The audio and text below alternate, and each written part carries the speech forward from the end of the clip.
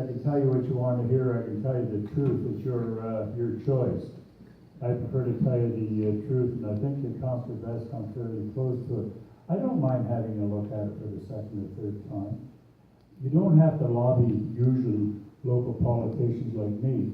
You want changes this, you don't have to start to lobby the MPPs. We've done that, we've not been successful. When I say we, not only in Mountain here, but this is a provincial issue.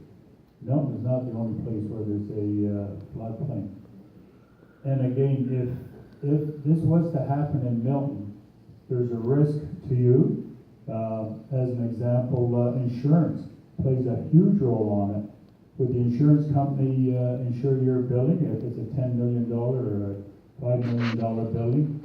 Probably not if it's in a floodplain. So I'm supportive of having another look at it, but I don't want to get anybody's hopes up. Thank you.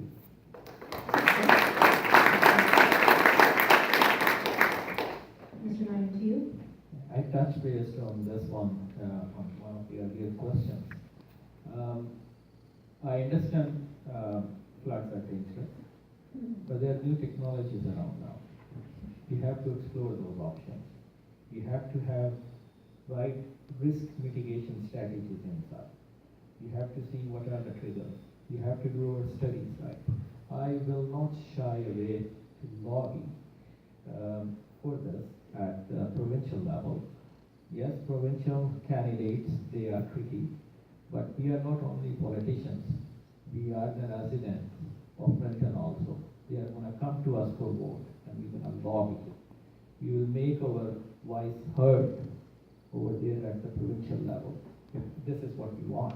But we have to do our due diligence right. We have to put time and effort in studies first. We have to see the risk involved. We have to have risk mitigation strategies in place, and then we'll go ahead with full throttle. Thank you.